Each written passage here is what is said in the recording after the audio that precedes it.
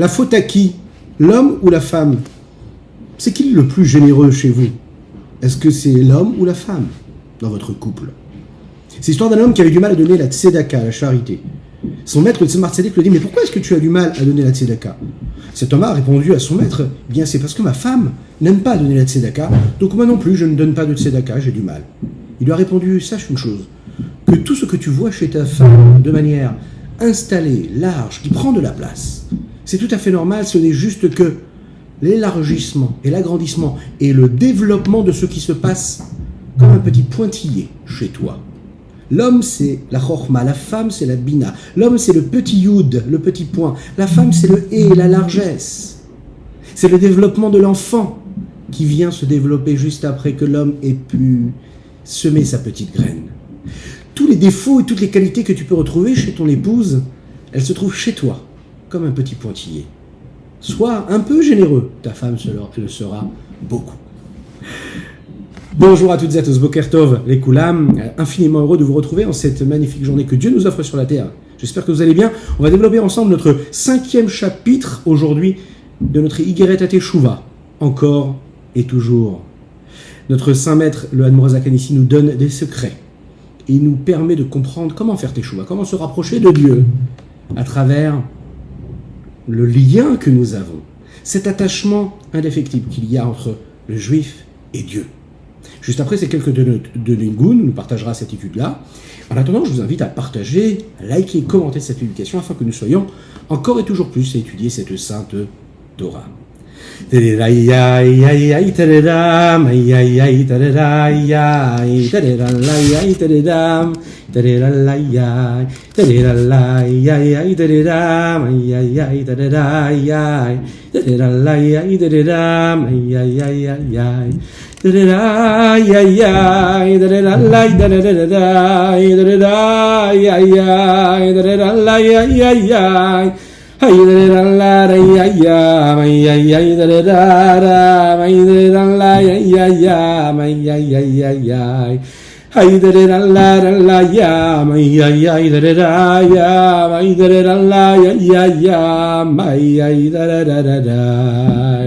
Nous étudions aujourd'hui pour la Refoua Shelema la guérison totale et complète de Avraham Nissim Ben Sultana. Nous étudions le Nishmat Avinu Mori, Reb Reuven Ben Yisser Alav Shalom, ainsi que pour le mérite de chacune et chacun d'entre vous qui suivez ce cours et qui le partagez.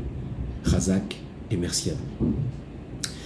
Vous connaissez cette fameuse histoire qu'on a déjà racontée, mais qui est toujours belle à rappeler, le rabbi de Kotsk. Un jour, s'est retrouvé face à ses élèves. Il leur a posé la question, il leur a dit: dites-moi, où est-ce que Dieu se trouve? Ses élèves étaient étonnés, et tout simplement, ils ont dit qu'Akadosh Baruch Hu se trouvait partout. Melo kol haaretz kavodo, Dieu se trouve en haut, en bas, partout à la fois, à droite, à gauche. Mais il savait que si le rabbi de Kotsk posait cette question, il savait que le rabbi de Kotsk, il avait cet esprit-là, et qu'il avait quelque chose de particulier à leur dire. Le rabbi a répondu lui-même, il a dit: Akadosh Baruch Hu se trouve là où il laisse la possibilité d'entrer. Ça veut dire que, bien sûr que Dieu se trouve partout, mais il y a des endroits où sa présence est cachée, elle est voilée. Et afin qu'elle puisse s'exprimer, se dévoiler, eh bien, il y a une condition. Cette condition, c'est que on le laisse entrer, qu'on lui fasse de la place. Dans la vie de tous les jours, chacune et chacun d'entre nous, on est confronté à des situations où on peut vivre une vie normale, qui nous paraît tout à fait normale, prendre des décisions, faire des choix, avoir des jugements, subir des situations, être confronté à des situations, les causer ces situations, avoir des réactions, et oublier en fait la présence de Dieu. Oublier se demander, si Dieu était devant moi, qu'est-ce qu'il m'aurait dit de faire? Si Dieu était devant moi, comment je me comporterais face à cette situation? C'est tellement facile en réalité, c'est tellement beau, c'est tellement magnifique, cette chance que Dieu nous a donnée, ce mérite qu'il nous a donné. Le Tzerara, il est là pour nous voiler, pour nous cacher la présence de Dieu. Mais si on était conscient de sa présence à chaque instant de notre existence, on prendrait vraiment les bonnes décisions. On ferait vraiment les bons choix.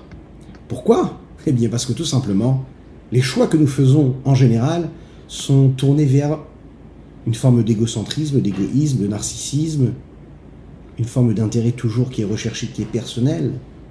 Lorsqu'on voit Dieu, lorsqu'on a ce recul, lorsqu'on a cette perspective divine dans notre vie, on vit les choses différemment. On prend le recul différemment. On respire, oui, on prend son temps pour analyser la situation.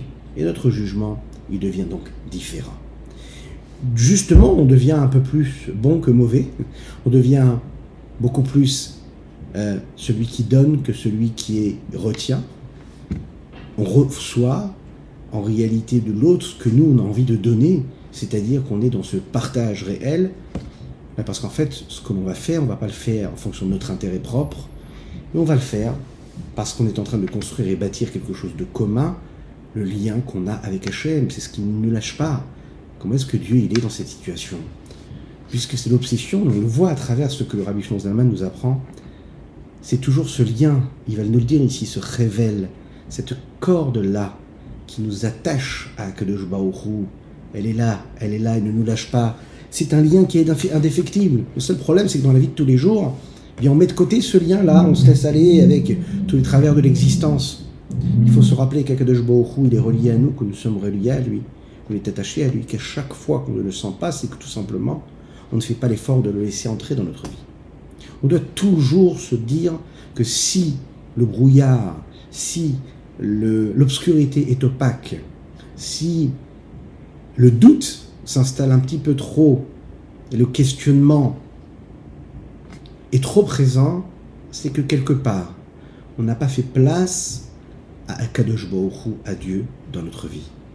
Et on doit se demander, qu'est-ce que je peux faire pour laisser entrer Dieu dans ma vie, pour le laisser se dévoiler.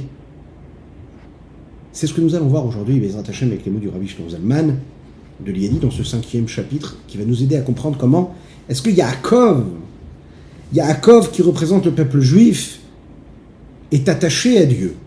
Et dans une corde, il y a deux extrémités, celle qui attache, qui crée le lien avec Dieu, qui est tout en haut, et celle qui nous attache ici-bas, en bas. Le problème, c'est qu'une corde, vous savez, elle est faite souvent de petits fils. Il y a d'innombrables petits fils, et plus il y a des petits fils, plus la corde, elle peut être forte et puissante. Et ces petits fils-là, parfois, peuvent causer de gros dégâts. Si on abîme un petit fil et encore un petit fil, eh bien on affaiblit cette corde-là qui nous rattache à Akadosh Baruch Hu, qui nous rattache à Dieu. Ce qui m'amène à vous souhaiter un très très grand Lechaim à toutes et tous.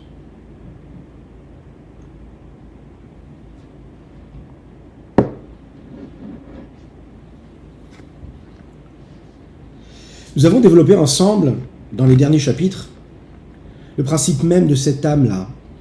L'âme du juif, c'est Chelek Elokam Ima'al Mamash. C'est une parcelle divine, c'est une partie de Dieu que nous avons en nous.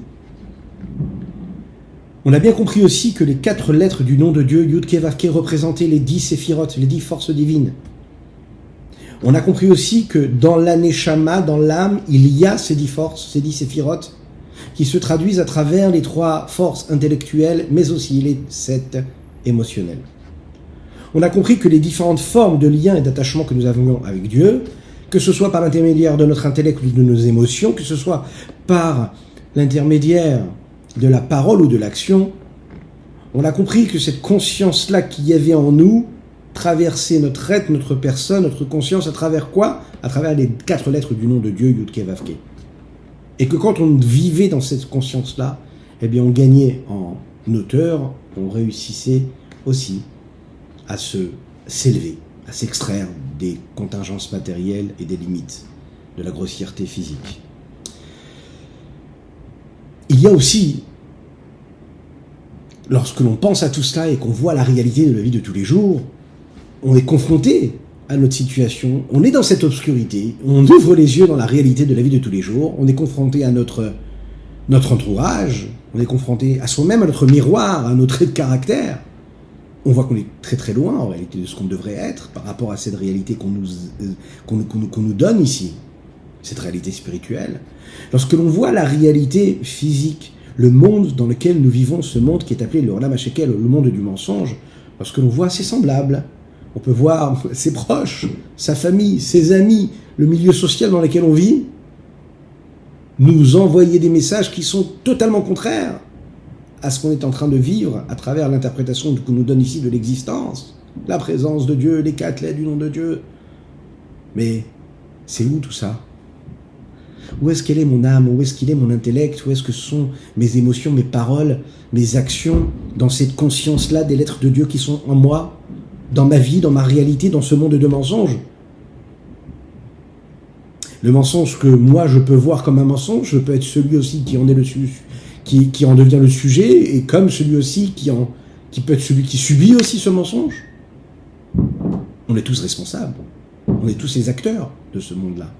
Comment on peut vivre dans cette contradiction? On a l'impression d'être très très loin de l'expression même de ce nom de Dieu dans la réalité de la vie.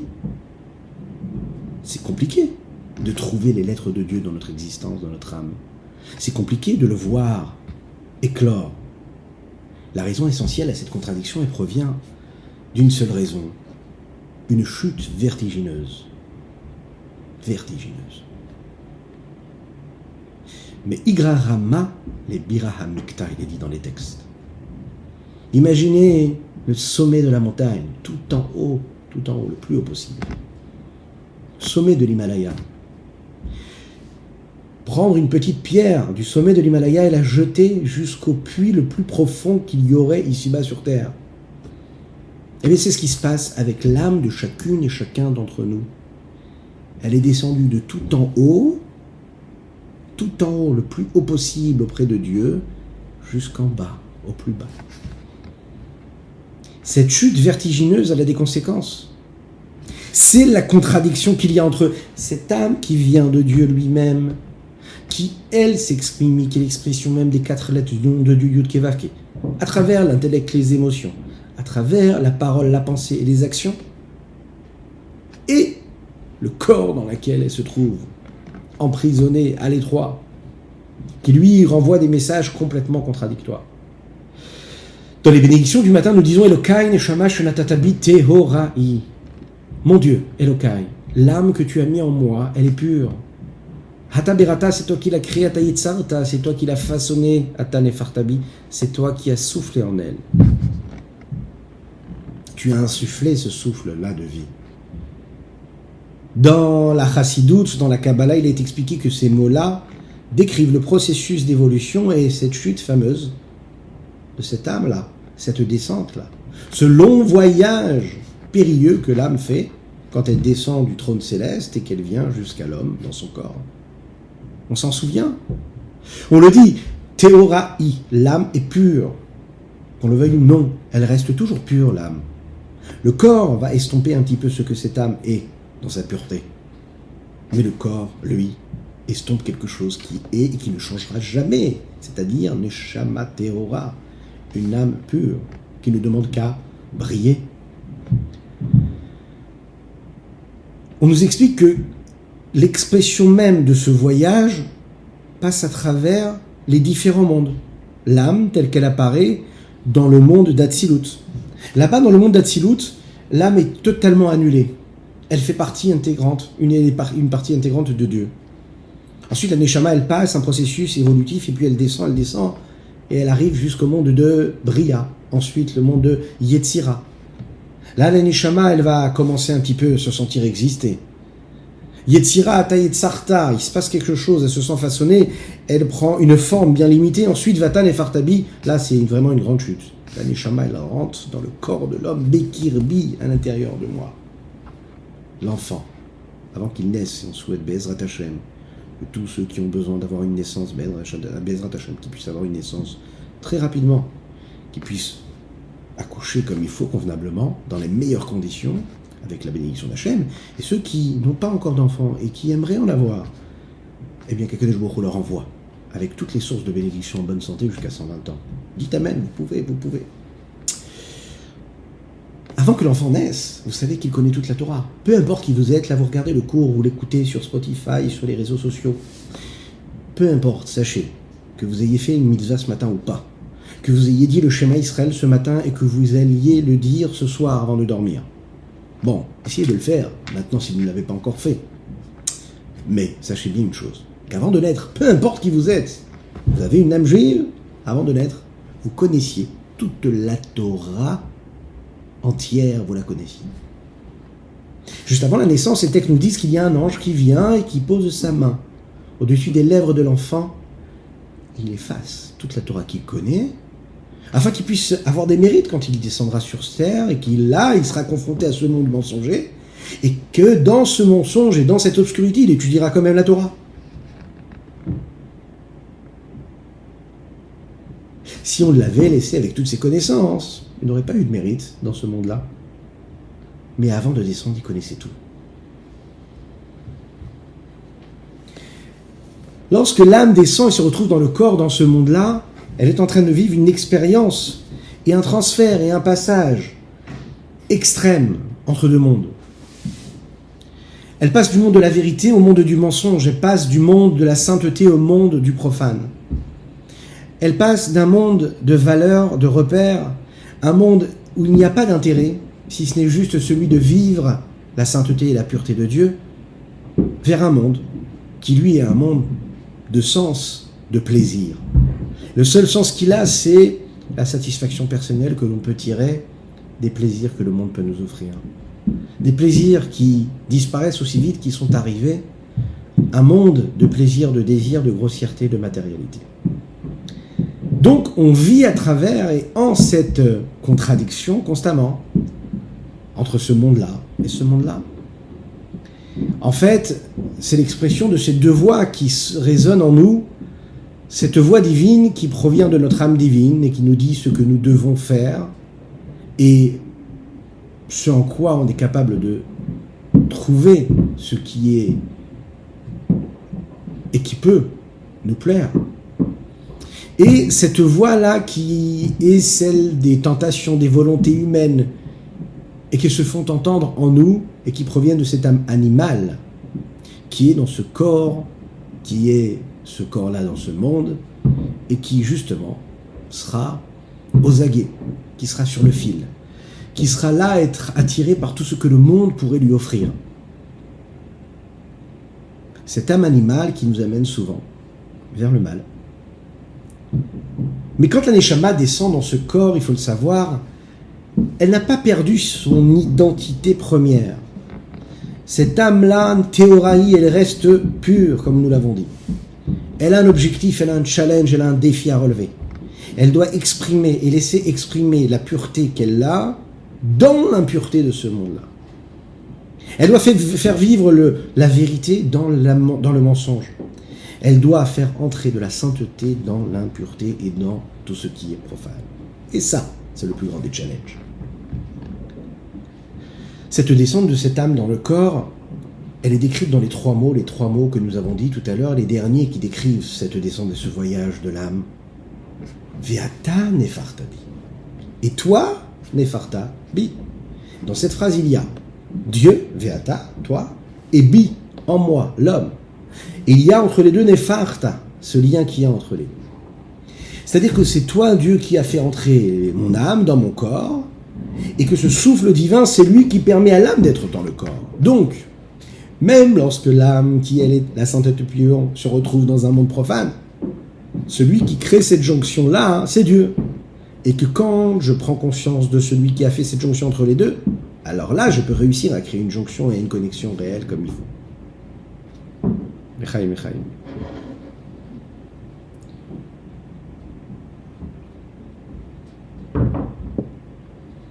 Techniquement, comment cela se passe? Le Rabbi Shimon Zalman va nous dire ici que cela se passe à travers le souffle de Dieu.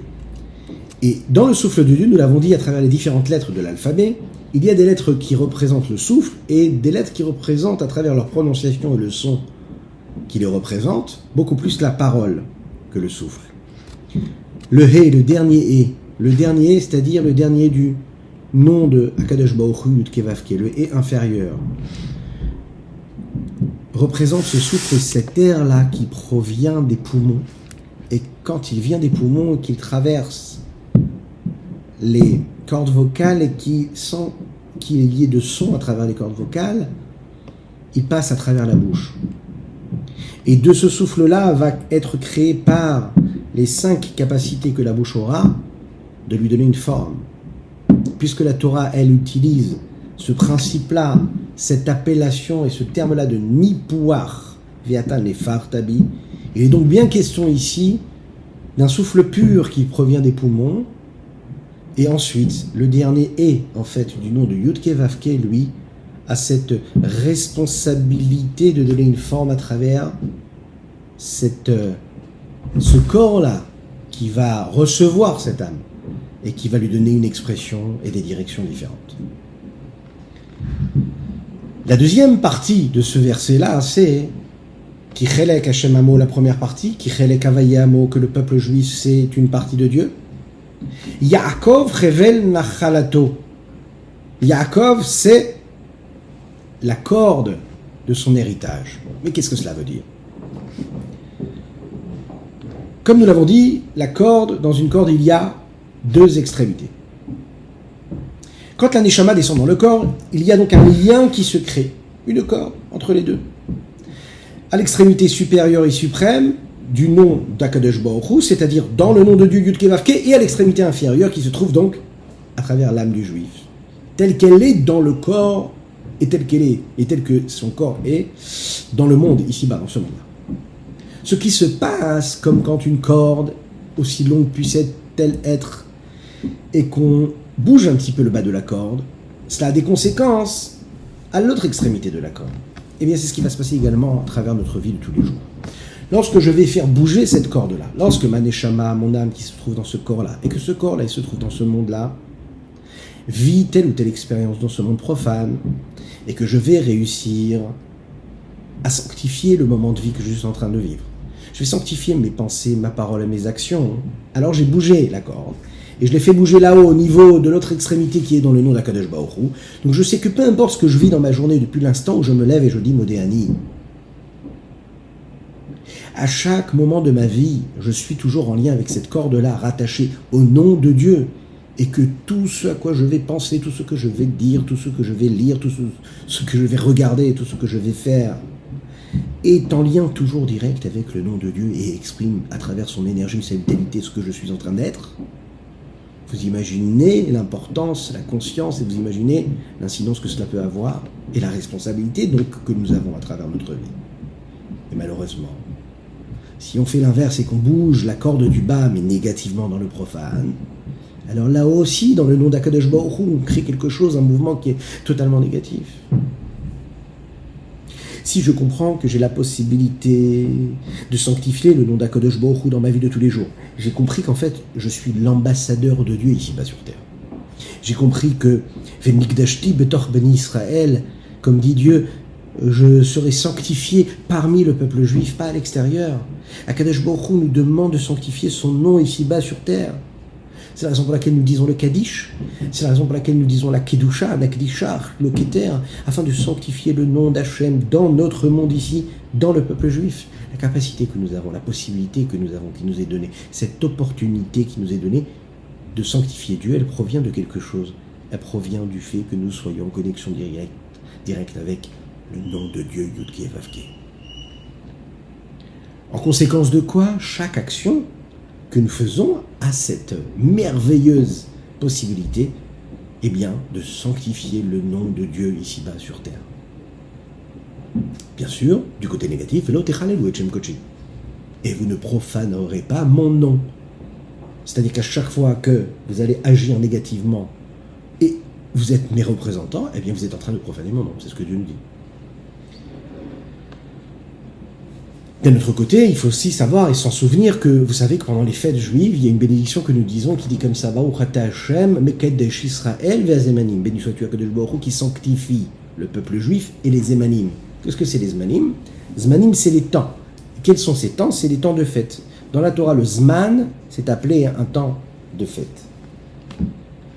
À l'inverse du Shabbat, dans le Shabbat, Bezrat Hashem que nous allons vivre demain, on dit Baruch ata Hashem mekadesh Shabbat. Béni sois-tu Hashem qui sanctifie le Shabbat. Et là, il n'est pas question du peuple juif. À la différence des fêtes, où là on dit Baruch ata Hashem mekadesh Israël ve'azemanim. D'abord, béni sois-tu Dieu qui sanctifie le peuple juif et les fêtes. Pourquoi? Qu'est-ce qu'il y a de si particulier? Nous allons voir tout de suite. La raison pour laquelle Akadosh Baruch Hu fixe dans le calendrier juif qu'il y a quelque chose de particulier, et vous allez voir tout de suite la différence, elle se fait en cela. Qu'est-ce qu'il y a élaboré et créé le calendrier juif, ce sont les Chachamim, les sages. C'est donc eux qui ont sanctifié les mois, qui ont décidé quand est-ce qu'ils commençaient. C'est la raison pour laquelle aussi, comme nous pouvons l'étudier en ces temps-là dans l'étude du Rambam, c'est de cette façon-là, que de façon bien précise et particulière, les sages pouvaient décider si c'était un mois qui devait commencer ce jour-ci ou ce jour-ci, si le renouvellement de Rosh Chodesh devait se faire ce jour-là ou ce jour-là en fonction des témoins qu'il y avait. C'est aussi les sages qui décident quels sont les mois qui vont faire l'année qui va passer, à savoir si c'est une année où il y aura 2 mois de Hadar ou est-ce qu'il y aura un seul mois de Hadar. Est-ce que c'est une année Mehouberet ou Pshuta? En fait, si on regarde bien, toutes les fêtes juives, elles dépendent des sages, des décisions des sages, et non pas d'une décision qui nous aurait été donnée et instaurée par Dieu dès le départ. C'est les sages qui vont interpréter, qui vont devoir donner leur avis. Prenons l'exemple. Le jour de Rosh Hashanah, Kadosh Baruch Hu, lui, est installé sur le trône céleste. Et il juge. Yom Hadin, il juge le peuple juif. Il juge le monde. Et c'est intéressant de voir que Dieu va s'installer sur le trône céleste le jour où les sages auront décidé qu'aujourd'hui c'est Rosh Hashanah. Ça veut bien dire ici que Dieu, en fait, va suivre ce que les Chachamim vont dire. Il décide que c'est tel jour, dans le calendrier, et bien Dieu va s'asseoir sur son trône céleste pour nous juger ce jour-là.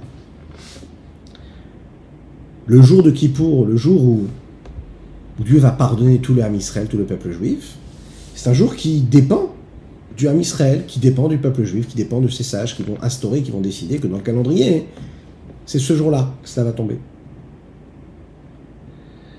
Il en ressort donc que ce sont les sages qui sanctifient les jours qui vont être des jours de fête.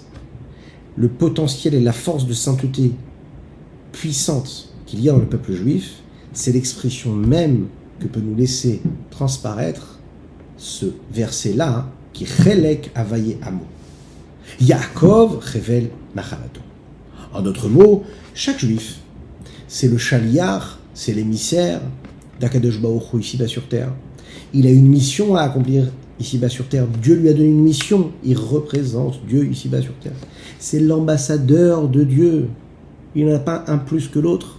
Nous sommes tous au même niveau de ce côté-là. Chaque juif est et a la responsabilité d'être l'ambassadeur de Dieu ici-bas. Dans tout ce qu'il fait, dans toute sa vie. Peu importe le mois de l'année, qu'il soit en vacances ou pas. Vous connaissez cette fameuse histoire. Vous savez que le rabbi de Lubavitch, je ne sais pas si on l'a déjà raconté, mais elle est intéressante. Le rabbi de Lubavitch n'est pas parti en vacances. Mais pas de vacances. Même pas une journée. Si, peut-être une après-midi, une fois, il a rendu visite à un camp de vacances dans les premières années de son leadership. Pas de vacances. Alors les chassidim qui étaient autour de lui ont décidé qu'il fallait absolument qu'il aille prendre quelques jours de vacances, aller se reposer à la montagne, prendre un peu d'air.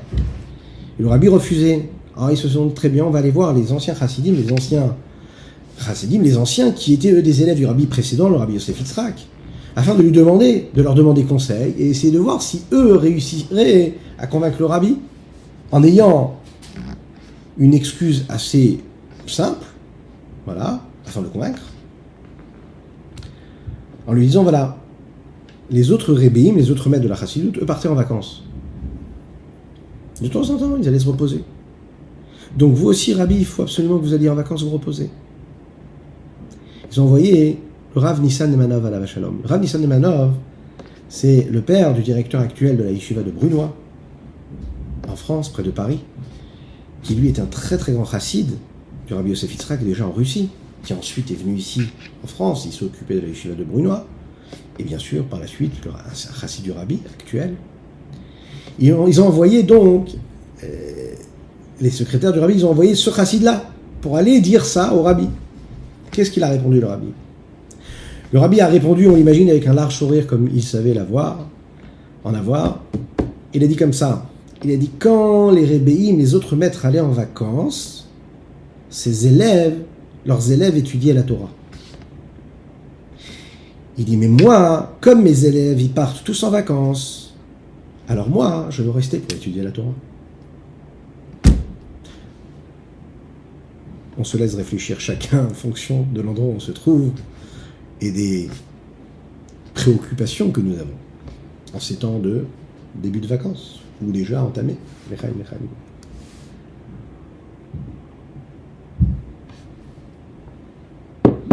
Chaque juif, c'est un chaliard de Dieu.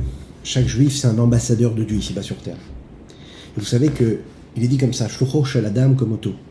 Parce qu'un homme envoie un émissaire pour faire une mission. Et bien en fait, il lui donne, la Torah nous dit, toutes les forces que lui il a, c'est comme si c'était la même personne. C'est-à-dire que quand Dieu ici il donne à un juif le pouvoir d'être son ambassadeur, c'est Dieu qui est là. En fait. C'est-à-dire qu'un juif, il a tout le pouvoir que Dieu peut lui donner, il l'a. Il est à disposition. Il ne peut pas dire que je n'ai pas la force. Il ne peut pas dire que je n'ai pas l'énergie. Il ne peut pas dire que c'est pas pour moi, c'est pour l'autre. Dès l'instant où tu es conscient de quelque chose, dès l'instant où ton cerveau, ton intellect, tes yeux, ton cœur a ressenti, vu ou compris quelque chose, c'est que tu as la mission qui est là en toi. Et tu ne peux pas t'en dérober. Tu ne peux pas dire je vais faire comme si que je n'ai pas vu. C'est pas grave, je vais faire les choses différemment. C'est pas grave, je sais que ça existe, mais c'est pas grave. Je suis pas trop religieux, je peux m'arranger. Ou bien je suis trop religieux, mais je peux m'arranger. Non. Tu es un ambassadeur d'Akadosh Baruch Hu, tu vas toujours t'en souvenir. Et si tu penses que c'est difficile, rappelle-toi que tu as toutes les forces que Dieu donne à un émissaire. Toutes les forces sont avec toi. Et vous savez pourquoi on a toutes ces forces? Parce que quand est-ce qu'on n'y arrive pas? Quand on oublie que c'est Dieu qui nous a donné cette mission. Quand j'oublie que c'est Dieu qui m'a donné cette mission-là, alors j'ai les forces de qui? J'ai les forces à moi. Et en effet, je suis un être limité. Alors a priori, si je ne suis pas avec toute l'énergie que j'aurais aimé avoir, si je n'ai pas toute la motivation que j'aurais aimé avoir, je vais ou ne vais faire ou ne pas faire les choses comme il faut. Parce que je suis limité. Mais dès l'instant que j'agis, parce que je suis en train de remplir une mission qui n'est pas ma propre volonté, mais la volonté de Dieu, j'ai avec moi en réalité toute la force et toute l'énergie de celui qui m'a donné, qui a pour volonté que je fasse ça ou ça. Donc quand je vais accomplir la volonté de Dieu, à ce moment-là, je ne vais pas accomplir la volonté parce que moi ça me plaît, mais parce que c'est sa volonté. Et du coup, j'ai toutes les forces qui vont être à ma disposition. Tout est une question de perception. Regardons dans les mots, comment est-ce que nous sommes cette corde-là qui nous rattache à Dieu. Perek et chapitre 5, Veiné. Et voici donc Amshachat Veridat Nefesh Elokit la Olamazé. La Nefesh Elokit, comment est-ce qu'elle descend dans ce monde-là? Comment est-ce qu'elle descend, cette chute-là? Pour s'habiller dans ce corps-là, elle vient du niveau de l'intériorité, de la profondeur, de la source, de la parole. Huevel Elion, c'est le souffle supérieur suprême. Hamerubas Beot et Tata'a, qui est mis en allusion dans la lettre E inférieure du nom de Dieu, Yud Kevavke, comme il est dit plus haut. Kadis Karmel. Et de la même manière qu'il est écrit, quand Dieu a créé l'homme, il a dit j'ai insufflé en lui un souffle de vie, une âme de vie. Et l'homme fut donc à ce moment-là une âme qui vivait. Comme nous savons, celui qui souffle, etc., il souffle de ce qu'il y a de la plus grande de ses profondeurs.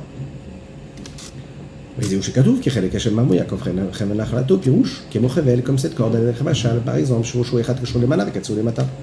qui a la tête qui est rattachée avec le haut et l'extrémité basse avec le bas. Car il faut le savoir ici,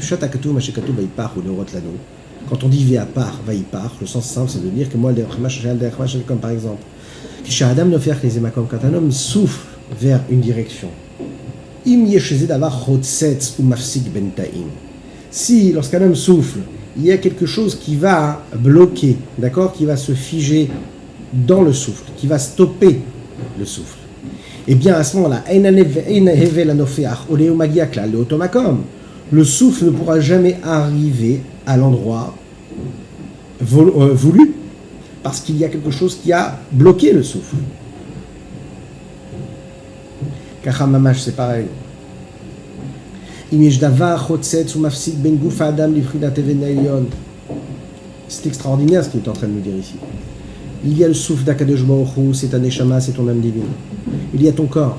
Si tu laisses ton âme divine, si tu laisses l'extrémité haute être toujours attachée avec sa connexion réelle avec Dieu, alors à ce moment-là, en bas, tu reçois aussi le réseau. Parce que tu restais connecté.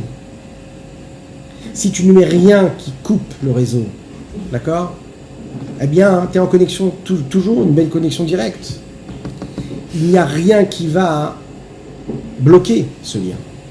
Le corps de l'homme, il est là pour servir l'âme. Et il peut être le serviteur de cette mission-là, de cette connexion, ou non, devenir celui qui va bloquer la transmission et le passage.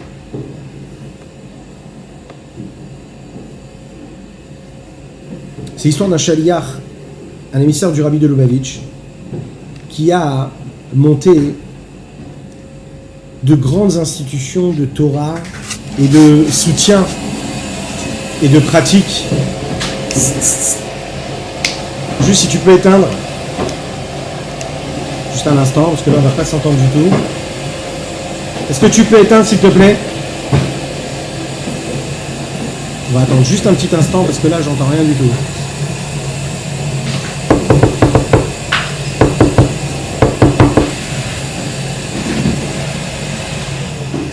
Merci. Merci, si juste pas faire de bruit. Merci. Si on regarde un petit peu, oui, l'histoire de ce chaliach. Lechaim.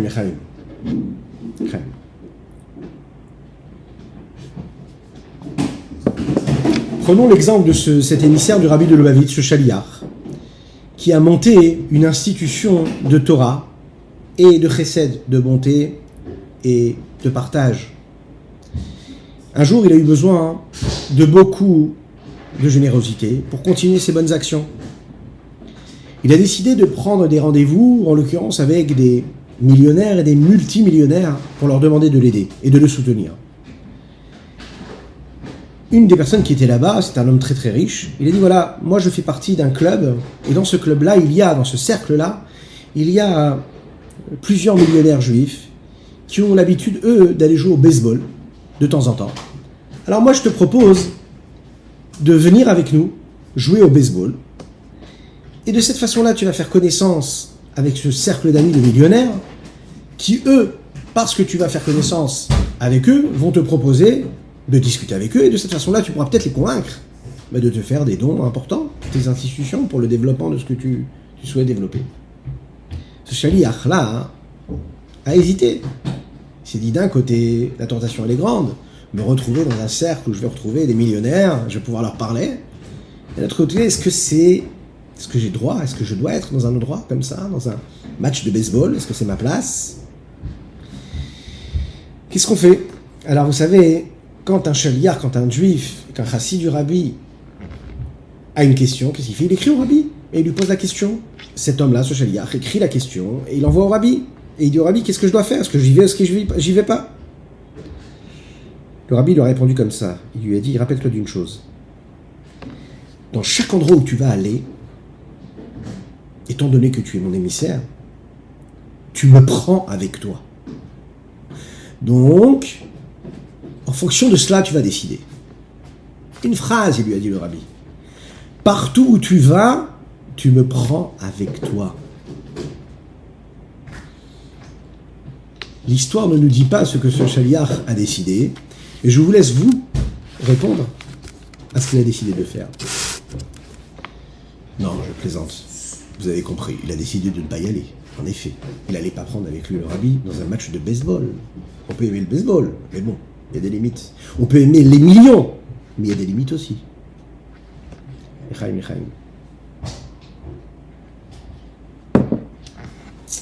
Ce qui nous amène à comprendre un petit peu plus comment est-ce qu'on peut tenir cette corde-là.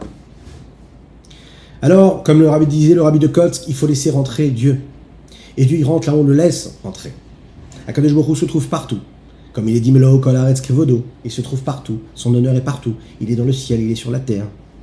Mais il se dévoile quand on lui permet de rentrer. Alors comment on peut le laisser entrer? Eh bien, on le laisse entrer quand on accomplit sa volonté. Le monde tient parce qu'il y a la volonté de Dieu qu'il tient et qu'il tienne. Puisque Dieu veut qu'il y ait un monde qui tient, alors par cette force-là de sa volonté, le monde tient. Chaque petit détail qu'il y a dans le monde existe parce que Dieu a décidé, il veut qu'il existe. S'il y a un petit détail que Dieu ne souhaite pas qu'il y ait, eh bien la conséquence, ce sera qu'il n'y aura pas ce petit détail. Kadosh Baruch Hu a dévoilé sa volonté où? Dans l'existence de ce monde-là. Il a dévoilé sa volonté dans l'étude de la Torah, dans la pratique des mitzvot, dans les commandements positifs comme dans les commandements négatifs. Et la meilleure façon que nous avons d'accomplir la volonté de Dieu, c'est par l'intermédiaire de l'accomplissement des enseignements de la Torah. Et de cette façon-là, nous donnons la possibilité à Akadosh Baruch Hu de rentrer en nous, de rentrer dans notre vie. C'est la raison pour laquelle accomplir une mitzvah, c'est un réceptacle qui permet la bénédiction de Dieu de se réaliser, de se poser quelque part. Si un homme veut une influence divine, si un homme veut recevoir beaucoup de Dieu, veut recevoir beaucoup de bénédictions, il doit se renforcer dans l'accomplissement des mitzvot. Chaque mitzvah apporte une bracha, une bénédiction particulière. Chaque mitzvah apporte dans le domaine avec lequel elle a un lien, une lumière, une énergie, une abondance.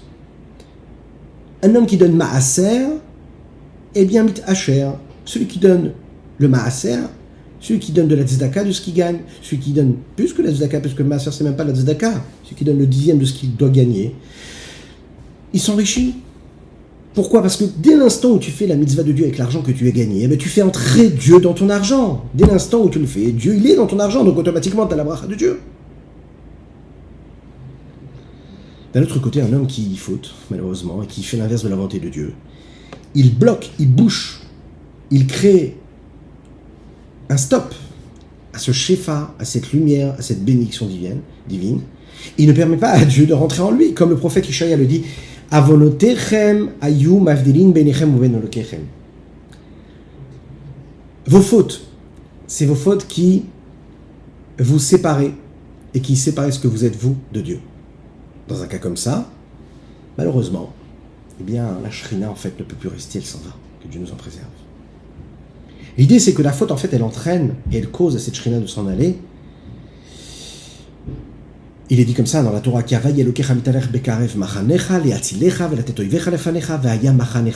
nous le disons dans le Chumash Devarim, tu dois vivre dans une forme de sainteté. L'environnement dans lequel tu te trouves, ça doit être un environnement qui est saint, qui est pur, qui est kadosh, qui est tsanoua, qui est pudique, qui est pur. Si tu t'entoures d'impureté, tu ne peux pas laisser Dieu exister. Dieu, il s'en va, il ne peut pas résider dans l'impureté. Donc si tu t'es mis dans un environnement, dans une ambiance, dans un état d'esprit, où tu laisses l'impureté entrer en toi, dans ta vie, dans ton existence, dans ton entourage, dans ce que tu regardes, dans ce que tu vois, dans ce en quoi tu vis, à ce moment-là, c'est fini, il n'y a plus de roses, il n'y a que des épines. Dans ce grand jardin qui te permet de créer le lien avec Dieu, il n'y a plus de connexion. Puisque Dieu n'a plus de place, que Dieu nous en préserve. Les Chachamim le disent ici, qu'au début, Akadosh Baruch Hu, quand il crée le monde, il y a de la Shrina, il y a sa présence, son infinie présence, partout, tout le temps.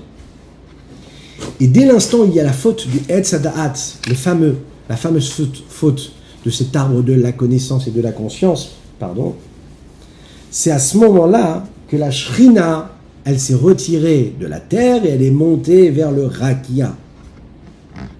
Elle est montée, la Shrina, elle ne pouvait plus rester ici-bas. Trop d'impureté. Comme le Rabbi de Lubavitch l'a expliqué dans son premier discours, lorsqu'il a pris son rôle de Rabbi, ensuite, quand la Torah nous a été donnée, alors la Shrina, elle est revenue dans le monde, et à travers chaque génération, on fait descendre encore un petit peu plus la Shrina dans le monde dans lequel nous vivons. Quand on dit qu'on la fait descendre, ça veut dire qu'on lui permet de revenir parmi nous et de la dévoiler à travers le monde dans lequel nous vivons. Le Morazaken ici, il va baser cette idée-là sur l'idée même de ce qu'est la représentation du souffle. Lorsque l'on souffle, oui, il faut être sûr qu'il n'y ait rien qui bloque le souffle. Lorsque l'âme descend ici-bas dans ce corps-là, il faut faire attention qu'il n'y ait rien qui empêche et qui bloque le passage entre les deux. Le corps et l'âme du juif et Dieu. La vérité, c'est qu'il n'y a rien de matériel ou de spirituel qui puisse bloquer Dieu, en fait, en réalité, puisqu'il est au-delà de toutes ses limites. Dieu est partout, qui vaut de son honneur, remplit toute la terre, il n'y a pas un seul instant, un seul endroit qui serait libre de lui, vide de lui. On sait que Dieu, il remplit tous les mondes. Et d'accord, Ishaïa, comme il est dit dans Ishaïa, nous l'avons dit tout à l'heure, si ce n'est juste ces fautes-là qui séparent et qui créent cette coupure entre le peuple juif et Dieu, et on a raison, la raison elle est simple, c'est parce que quand on fait une avéra, on est à l'inverse de la volonté de Dieu. Et Dieu, il est Amechayet Akol, c'est Dieu qui fait vivre tous. C'est lui qui fait vivre tous, c'est lui qui fait vivre tout. Dieu, c'est lui qui est au-dessus de tout. Il est dit aussi que Moshe Katouv, Kol Asher Chafetz Hashem Asa B'Shamim Ba'aretz. Tout ce que Dieu souhaite et désire, il l'a fait dans le ciel, dans la terre, sur la terre. Moshe Nidberlel, chez Ou, mais Korashpat Shem Avaye. Comme il a dit plus haut dans le chapitre 4, que c'est la volonté supérieure et suprême de Dieu qui est la source de l'influence du nom de Dieu, Yud Kevavke, Venir Bas Bekutso Shel Yud. Et il est, justement, dans le petit point de ce Yud là, de cette lettre Yud. Echaim, Echaim.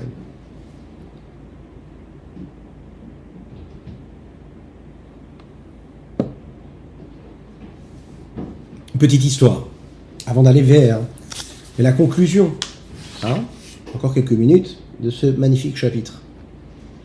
C'est une petite histoire jolie et souriante de ce juif qui vient d'Europe et qui voyage vers le monde nouveau aux États-Unis d'Amérique, un peu avant la Deuxième Guerre mondiale. Le premier Shabbat où il arrive, il cherche une synagogue, une choule pour aller vivre, pour aller faire sa tefila. Il vient d'Europe, il avait l'habitude de pratiquer la Torah. Il décide d'aller à la choule. Il arrive, il se présente et il trouve en fait un temple réformiste. Que Dieu nous en préserve. Il décide de rentrer, il ne comprend pas ce que c'est, mais il entre, il voit que c'est une choule, il se dit c'est une choule. Il rentre et là, à ce moment-là, le gardien l'arrête. Il lui dit, est-ce que tu fais partie du club? Est-ce que tu as ta carte? Aux États-Unis, vous savez, c'est beaucoup comme ça. Il faut avoir la carte du club pour rentrer partout. Cet homme-là, il répond négativement, il dit, je ne sais pas de quoi tu parles. Donc il lui dit, tu sais, regarde, comment ça se passe ici aux États-Unis? Tu dois avoir une carte pour avoir cette carte-là. Il faut payer, en fait, une cotisation. Et la cotisation, ici, elle est assez chère. Et ensuite, on va juger, le dimanche matin, autour d'une table. Il y a un comité qui va prendre la décision de savoir est-ce qu'on peut t'intégrer à ce club-là, ce club ou pas.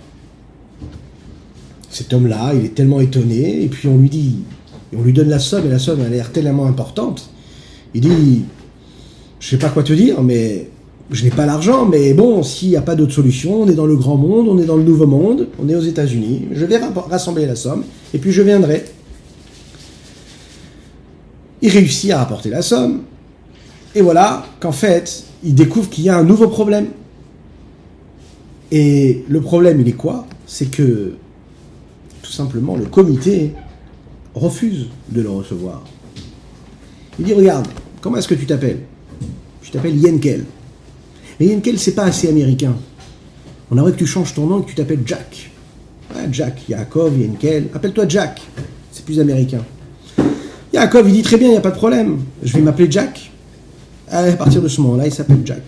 Ensuite, ils décident de discuter encore un petit peu et ils disent non, il y a encore un petit problème. La façon avec laquelle tu t'habilles, elle nous paraît un peu primitive. Tu devrais t'habiller de manière différente.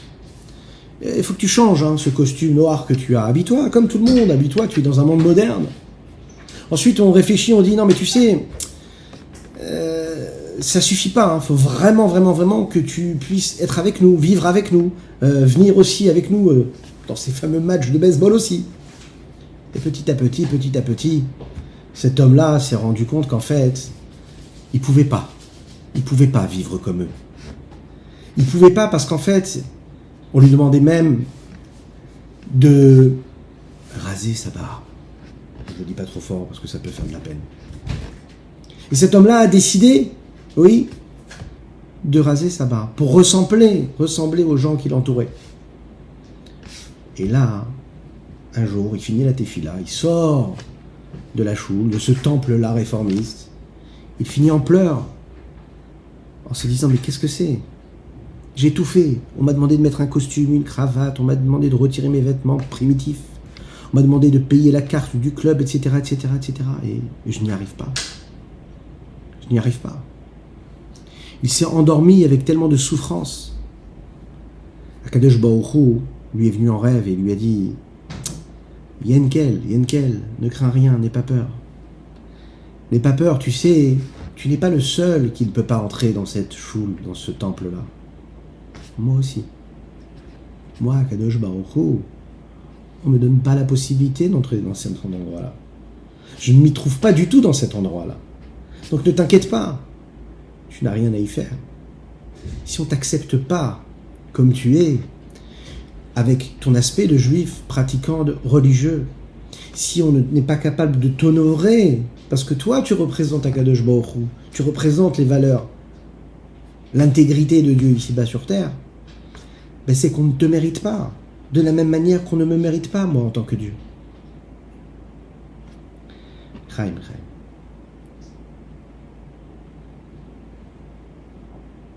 Si on veut que Dieu rentre dans notre vie, il faut qu'on accomplisse sa volonté. Si on n'accomplit pas sa volonté, Dieu dit, je ne peux pas rentrer en fait.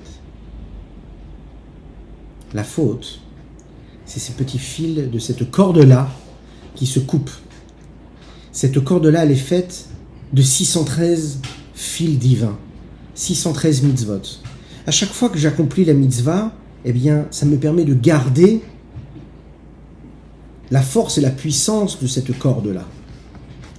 Dès l'instant où je fais une avéra, je coupe un petit fil de cette corde. Et encore une avéra, que Dieu nous en préserve, j'affaiblis la puissance de cette corde-là. Dans les mitzvot, il y a plusieurs mitzvot. Il y a les mitzvot, en fait, vous savez, qui sont des mitzvot qui sont dépendantes de l'endroit dans lequel nous le faisons. Elles dépendent d'un cadre. C'est un petit peu comme dans les membres du corps. Il y a des membres du corps dont l'âme n'est pas dépendante. Prenons les mains, prenons les pieds. Les membres qui sont a priori, on va dire, inférieurs du corps n'engagent pas la vitalité du corps. Mais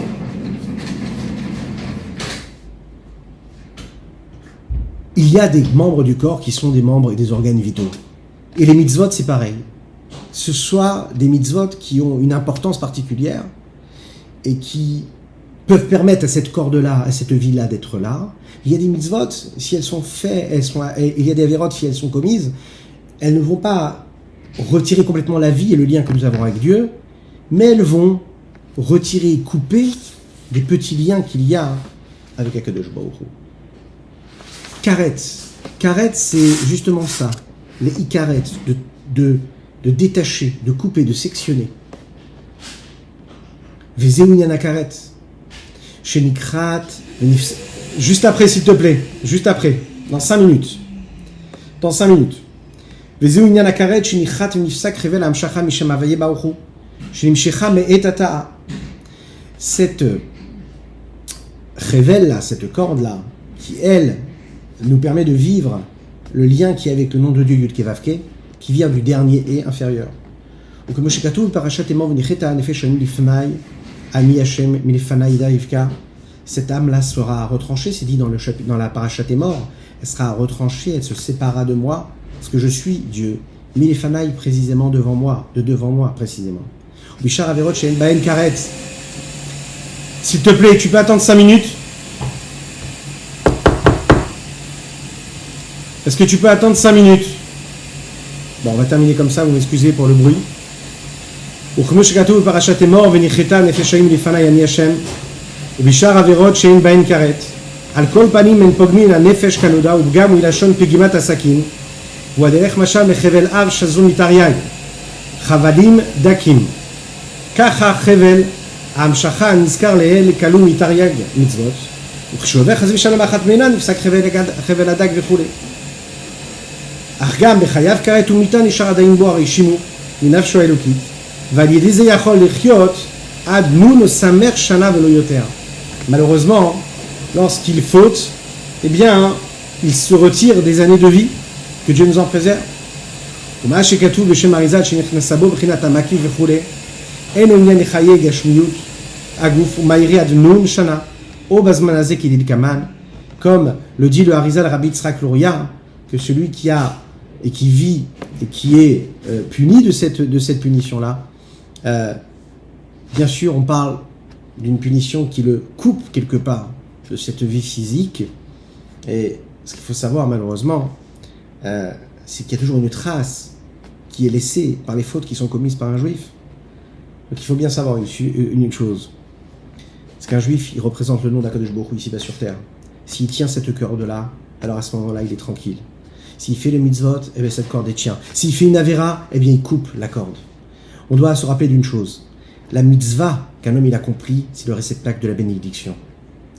Puisque c'est ce qui permet d'amener la bénédiction, la meilleure façon qui nous permet de recevoir la bénédiction de Dieu, c'est d'accomplir sa volonté.